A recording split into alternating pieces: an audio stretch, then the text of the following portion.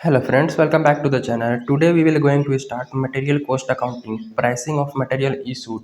इसमें क्या होता है कि हर एक प्रोडक्ट का और जॉब का कॉस्ट सेपरेटली पता करने के लिए correct pricing of material issued essential हो जाता है।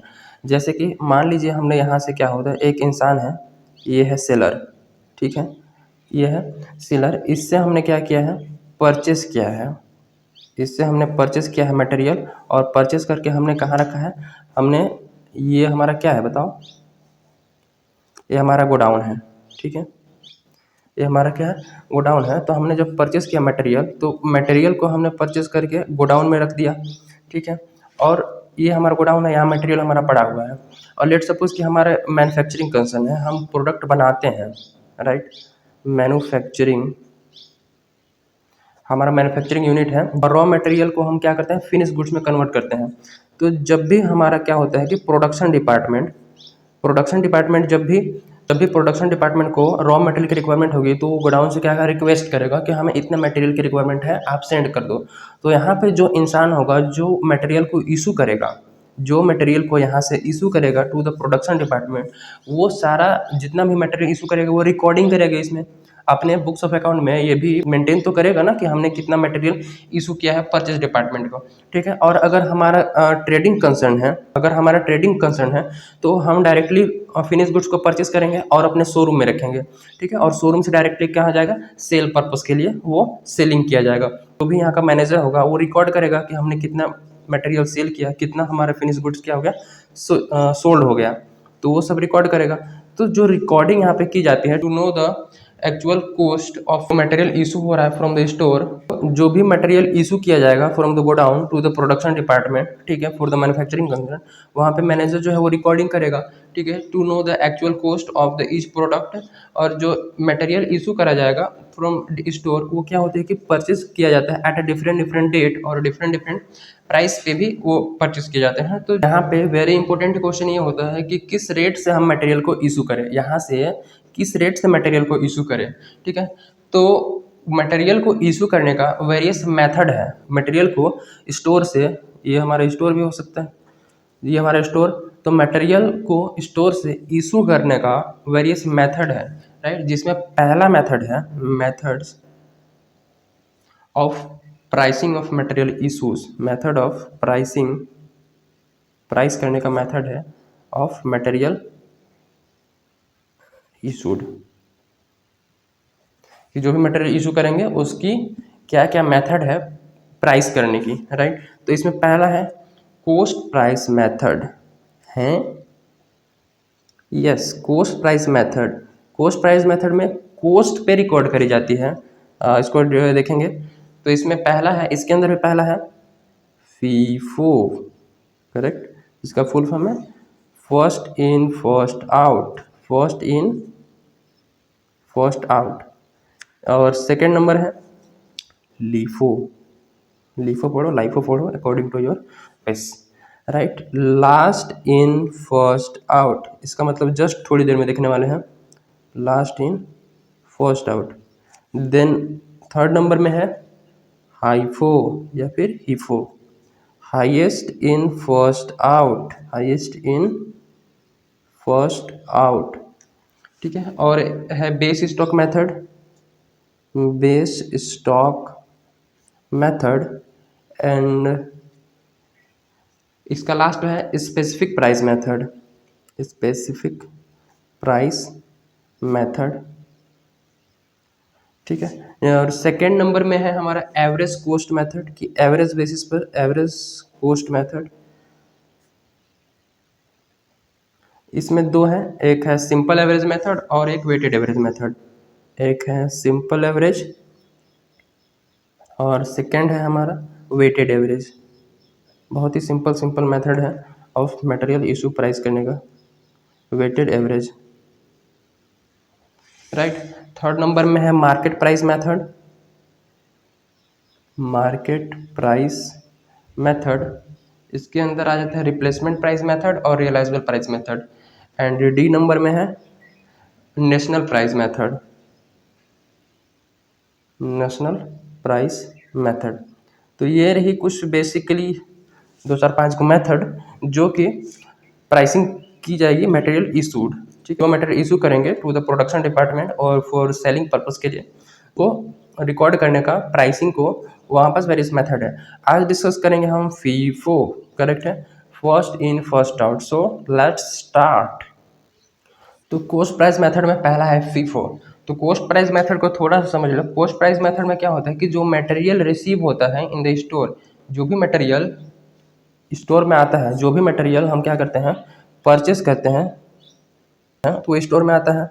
तो जो मटेरियल हमने रिसीव किया है स्टोर में, वो परचेस करने का टाइम पे और भी तो एडिशनल एक्सपेंस लगे होंगे, जैसे कि गाड़ी का किराया भरा है, गाड़ी का किराया वगैरह, फ्रेट चार्जेस, इंश्योरेंस वगैरह, ठीक है। और जो भी परचेस करने का टाइम पे डिस्काउंट मिला होगा, वो सबको कंसिडर किया जाता है कॉस्ट प्राइस मेथड में, राइट। वो सबको भी कंसिडर किया जाता है कॉस्ट प्राइस मेथड में, जिसमें पहला है फीफो। पहला है फीफो। फीफो का क्या मतलब है? First in first out. मतलब फर्स्ट इन, जो मटेरियल सबसे पहले गोडाउन में आया है, स्टोर में आया है, वही फर्स्ट आउट होगा, वही सबसे पहले प्रोडक्शन डिपार्टमेंट को भेजा जाएगा प्रोडक्शन करने के लिए, राइट। जो सबसे पहले मटेरियल आया है वही सबसे पहले इशू करा जाएगा, वही सबसे पहले आउट होगा।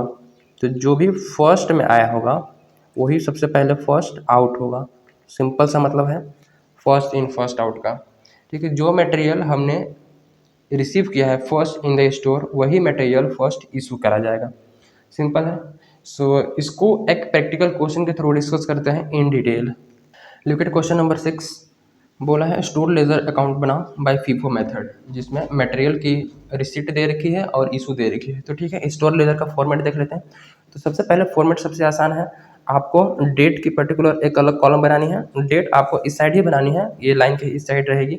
और बेसिकली दो ब्रॉड लाइन खींच लेने हैं, ठीक है, जो कि पूरे पेज को 3 पार्ट में डिवाइड कर देगा। ये टोटल एक पार्ट, ये टोटल एक पार्ट और ये एक टोटल एक पार्ट, राइट। जिसमें पहला होगा रिसीट का कॉलम, रिसीट का कॉलम, देन इशू, जितना इशू करेंगे, एंड जो बच जाएगा वो बैलेंस का कॉलम। बेसिकली इसमें लिखना क्या है, सिंपल सिंपल सी कुछ नहीं है। क्वांटिटी, पहले कितना क्वांटिटी परचेस किए हैं, उसका रेट क्या है, और टोटल अमाउंट, यानी कि टोटल परचेस प्राइस। तो क्वांटिटी, रेट और अमाउंट, राइट। और इधर क्वांटिटी और इधर रेट और अमाउंट, तीनों में एक ही काम होगा, राइट। अब क्वेश्चन नंबर 6 में क्या बोला है, ध्यान से पढ़ लो कि रिसीट तो दिया है, इशू भी दिया है।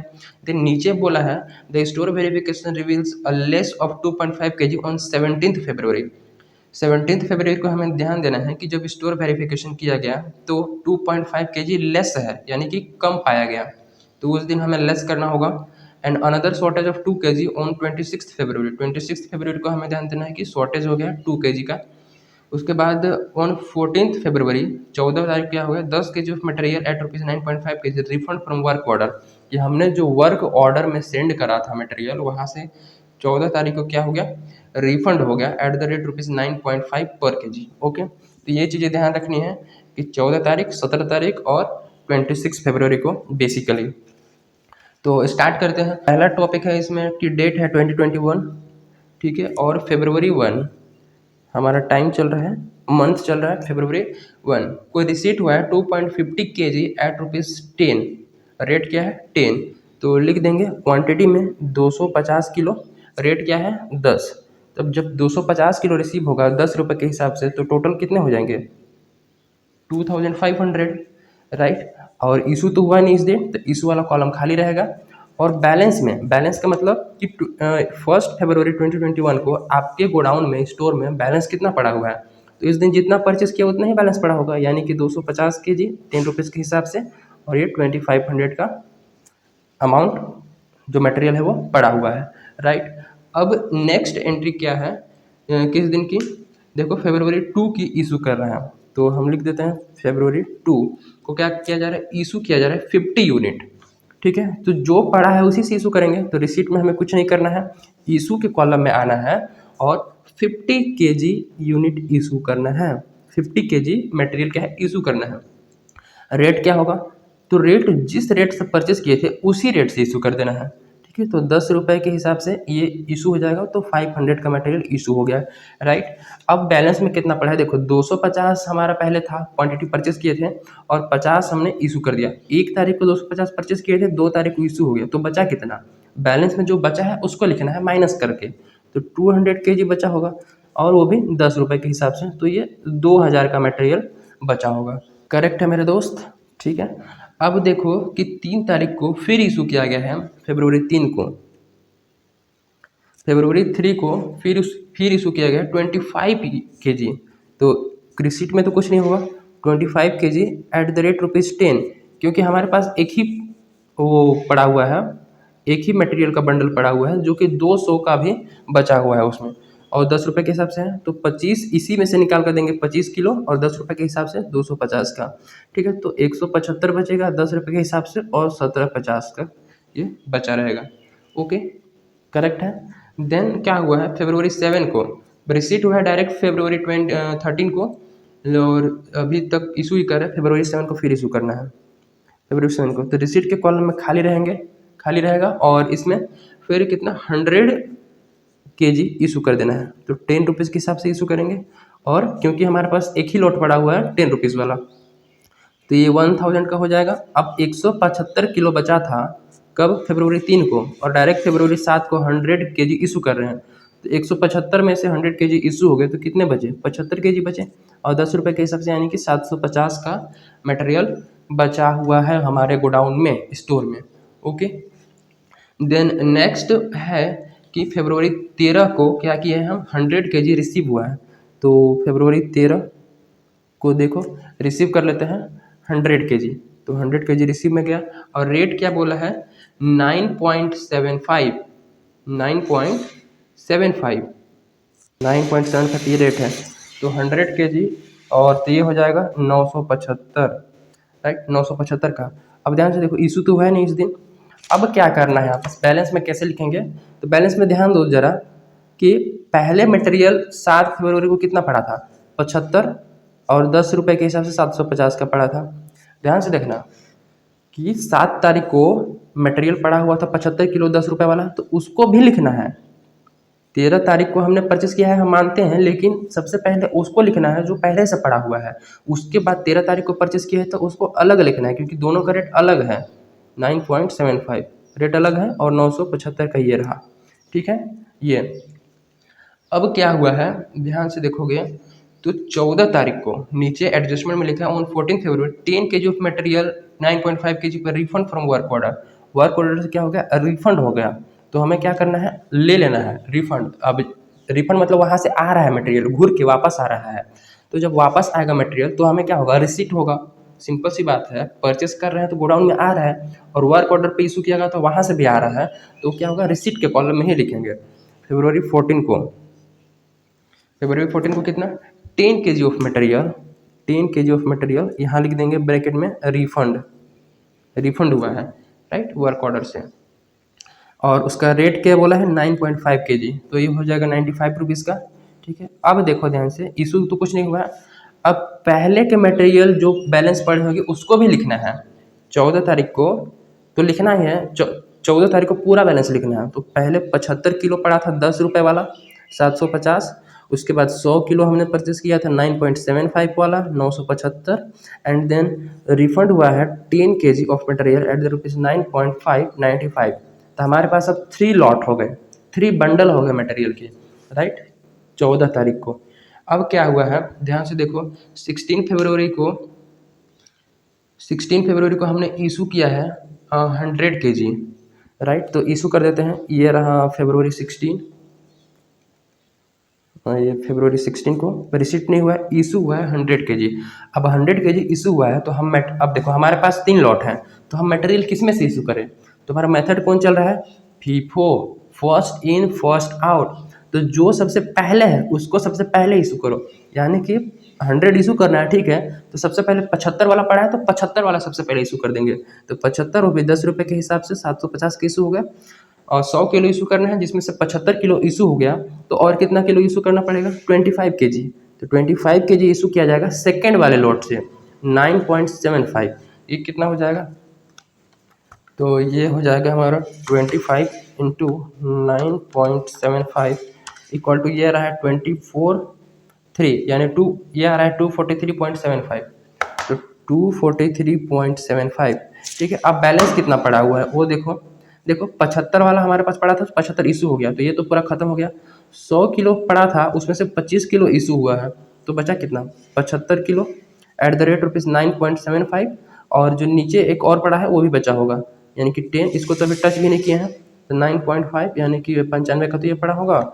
और 75 इंटू 9.75, ये रहा 75 इंटू 9.75, ये आ जाएगा हमारा 731.25। लुक एट हियर, 731.25 करेक्ट है। अब क्या हो रहा है ध्यान से देखोगे तो एडजस्टमेंट में नीचे देखो 17 फरवरी को क्या हुआ है, लेस हुआ है 2.5 kg। अब ये हमारा अकाउंटिंग रिकॉर्ड चल रहा है, तो हम फिजिकली एक बार जाके चेक किए कि मटेरियल एक्चुअल में इतना पड़ा है कि नहीं पड़ा है। तो वहाँ जाने के बाद क्या पता चला कि 2.5 kg कम है। ठीक है, तो ये हम फरवरी इसको 17 को कम करना पड़ेगा। मटेरियल जब बढ़ेगा तो रिसीट में और घटेगा तो इशू वाले में।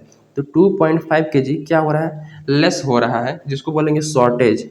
ठीक है, शॉर्टेज हो गया मटेरियल। और उसका रेट क्या होगा, अब रेट तो नहीं पता है। तो जब रेट नहीं पता है, ठीक है, तो बेसिकली हमें रेट वाले कॉलम को छोड़ देना है, खाली कर देना है, इन्फ्लेटेड प्राइस के लिखेंगे, यानी कि टोटल प्राइस है वो, जो मटेरियल का प्राइस है वो बढ़ जाएगा। ठीक है, अगर इसको लिखना चाहो तो लिख भी सकते हो as per the question instruction, इसमें कुछ बोला नहीं है, तो सिंपल इसको छोड़ देते हैं खाली। ठीक, तो जब 75 किलो में से 2.5 kg लेस हो जाए तो बचेगा कितना, तो बचेगा हमारा 72.5 kg। ये जो बैलेंस कॉलम है 72.5 kg और 9 पॉइंट, अब रेट बढ़ जाएगा क्योंकि 731, अब रेट क्या हो जाएगा, बढ़ जाएगा। देखो ध्यान से, 72.5 kg है और प्राइस 731.25, प्राइस को सेम रहने देना है 731.25। अब जो इसकी पर यूनिट कॉस्ट है वो इंक्रीज हो जाएगी, और सेकेंड वाली 10 रुपीज़ के हिसाब से 9.7, इसको तो टच किए नहीं है, तो 95 जो पहले पड़ा था उसमें से कम हुआ होगा। तो अगर 731.75 को डिवाइड कर दिया जाए अगर 72.5 से, तो ये निकल के आ जाएगा 10.08। तो इसका प्राइस हो जाएगा 10.08। ओके, तो इसका रेट जो है वो 10.08 हो गया है इन्फ्लेटेड प्राइस पे। सो अब नेक्स्ट बोला है फरवरी 16 के बाद फरवरी 21 को हमने परचेस किया है। फरवरी 21 को क्या किया गया है, परचेस किया गया है मटेरियल 75 kg 10.25 के रेट से। तो लिख देते हैं 75 kg 10.25, इसकी प्राइस हो जाएगी, लुक एट हियर, 75 इंटू 10.25, ये हो जाएगा 768.75। तो 768.75, ठीक है, तो ये रही। और इस दिन इशू तो कुछ नहीं हुआ है। तो पहले मटेरियल कौन कौन पड़ा था, अब देखो 17 तारीख को मटेरियल हमारे पास पड़ा था 72.5 kg 10.08 के रेट से 731.25 का, और 10 यूनिट 9.5 के हिसाब से 95 का, और अभी जो नया परचेस किया है 75 kg 10.25 के हिसाब से 768.75। ओके, ये रही टोटल मटेरियल एट किस डेट पे, एक 21 फरवरी को। अब क्या हुआ है 21 फरवरी के बाद 23 फरवरी को हम क्या कर रहे हैं, इशू कर रहे हैं। तो यहाँ 23 फेब को परचेस तो हुआ नहीं, तो रिसिट वाला कॉलम खाली रहेगा, इशू कर रहे हैं ना। तो इशू के कॉलम में कितना इशू करना है जी, 125 किलो। तो सबसे पहले देखो 125 किलो इशू करना है, तो हमारा चल रहा है, अब 3 लॉट है हमारे पास, तो 3 लॉट में से कौन सा लॉट इशू करें। तो हमारा चल रहा है मेथड फीफो, यानी कि जो पहले है फर्स्ट हुआ है इन, उसको फर्स्ट आउट करो। तो फर्स्ट इन 72.5 kg, ये 10.08 के रेट से हिसाब से इशू हो जाएगा, और 731.25। ओके, देन 10 kg ये भी पॉइंट, नेक्स्ट 10 kg भी इशू होगा एट द रेट 9.5, और ये 95 का। ठीक है, अब हमें इशू करना था 125 kg, इशू करना था 125 kg, माइनस इशू कर चुके हैं ऑलरेडी 72.5 माइनस इशू कर चुके हैं 10 kg। ठीक है, तो अब और हमें कितना 42.5 kg इशू करना पड़ेगा। तो 42.5 kg नेक्स्ट इससे कर देंगे 10.25 से, ये आ जाएगा हमारा 42.5 kg इंटू 10.25, ये आ जाएगा हमारा 435.625, 435.625 ये आ जाएगा। तो 72 वाला तो पूरा इशू हो गया है, ठीक है, 10 वाला पूरा इशू हो गया है, और 75 में से कितना इशू हो गया है 42.25 kg, 42.5 kg, तो ये हमारा रहेगा 32.5 kg, वो भी 10.25 के रेट से इंटू 10.25, तो ये आ जाएगा हमारा 333.125, 333.125। ओके, इतना हमारा मटेरियल बचा हुआ है 23 फरवरी को। देन 25 को फिर से परचेस किया गया, तो 25 फरवरी को फिर से परचेस कर लेते हैं 150 kg 10 रुपीज़ के हिसाब से, तो ये 1500 का मटेरियल हो जाएगा। देन इशू तो कुछ हुआ नहीं है, तो पहले से जो मटेरियल पड़ा है उसको भी लिख लो, यानी कि 32.5 kg 10.25 के रेट है, 333.125 इसकी प्राइस हो गई। और अभी जो परचेस किया है 150 किलो 10 रुपये के हिसाब से 1500 का मटेरियल। ओके, ये रही हमारी। उसके बाद फरवरी देखो 25 के बाद इशू हुआ है 29 को, लेकिन उससे पहले एडजस्टमेंट में देखोगे तो 26 फरवरी को भी 25 के बाद 26 तारीख को 2 kg का शॉर्टेज हुआ है, तो 2 kg का शॉर्टेज करो यहाँ पर 26 फरवरी को शॉर्टेज होगा, तो इशू कॉलम में लिखना है, तो इशू कॉलम में लिख रहे हैं 2 kg, 2 kg क्या हो गया शॉर्टेज हो गया। ठीक है, रेट लिखने की कोई ज़रूरत नहीं है यहाँ पास, ऐसे ही छोड़ दो। तो अब देखो तो 30.2 kg बचेगा, 30.5 kg बचेगा। अगर 32.5 में से 2 किलो शॉर्टेज हो गया, क्योंकि फीको चल रहा था, जो पहले होगा उसी में से शॉर्टेज करेंगे, तो 30.5 kg का मटेरियल रहेगा, और प्राइस वही 333.125। ठीक है, क्योंकि प्राइस तो हमने कुछ इशू करा नहीं है, बस क्या किया है क्वांटिटी को कम कर दिया है, तो प्राइस उतना ही रहेगा। इसका अभी प्राइस निकालते हैं, और बाकी जो 150 किलो 10 रुपये के हिसाब से 1500 का रहेगा। तो 333.125 को अगर 30.5 से डिवाइड किया जाए, डिवाइडेड बाय 30.5, तो ये आ जाएगा हमारा 10.92, 10.92 इसका प्राइस हो जाएगा। ओके, देन नेक्स्ट हमारी एंट्री है 29 फरवरी को। 29 फरवरी को क्या एंट्री हुई है, इशू हुई है 100 kg। ठीक है, तो इशू कर देते हो, सबसे पहले तो ये वाला इशू करना पड़ेगा, क्योंकि 100 kg इशू करने हैं, तो सबसे पहला लॉट से इशू करेंगे सबसे पहले, तो 30.5 kg इशू किया जाएगा 10.92 के प्राइस से 333.125 का इशू हो गया। अब देखो 100 kg इशू करने हैं, कितने kg 100 kg इशू करने हैं, माइनस कर दिए कितना इशू 30.5 kg हमने ऑलरेडी इशू किया है, तो 30.5 kg इशू हो गए, तो बचे कितने 69.5 kg हमें और इशू करना पड़ेगा, तो 69.5 kg इशू करेंगे, प्राइस कितना है 10, तो ये होगा 695 का। ओके, अब 69.5 kg इशू हो गया 150 में से, तो बचा कितना, तो ये बचा है 80.5 kg, राइट। तो हमारा बैलेंस पड़ेगा 80.5 kg 10 रुपीज़ के हिसाब से, और 805 रुपये का मटेरियल, कोई दिक्कत नहीं। तो ये हमारा रहा अब आगे कोई ट्रांजेक्शन नहीं है, तो ये हमारा लास्ट, और ये जो हमारा मटेरियल बचा हुआ है at the end that is 29 फरवरी को, ये हमारा क्या है क्लोजिंग स्टॉक है, इतना हमारे स्टोर में अभी भी पड़ा हुआ मटेरियल है। तो इस तरीके से आप मटेरियल इशू कर सकते हो। फीफो मेथड बहुत ही सिंपल है कि भैया जो पहले मटेरियल है उसको पहले इशू करो, first in first out, right. और प्राइस क्या होगा, जो मटेरियल पहले परचेस किया है जिस प्राइस से उसी प्राइस से इशू होगा। ठीक है, शॉर्टेज होगा या फिर लॉस होगा तो इशू कॉलम में नहीं लिखना है, अगर एबनॉर्मल लॉस होगा तो फिर यहाँ पर लिख सकते हो, अगर क्वेश्चन स्पेसिफाई करे तो सिंपल है। तो ये रहे फीफो मेथड से पूरा डिटेल्ड एक्सप्लेनेशन। सो मिलते हैं in the next video with LIFO method. Till then keep learning, thank you.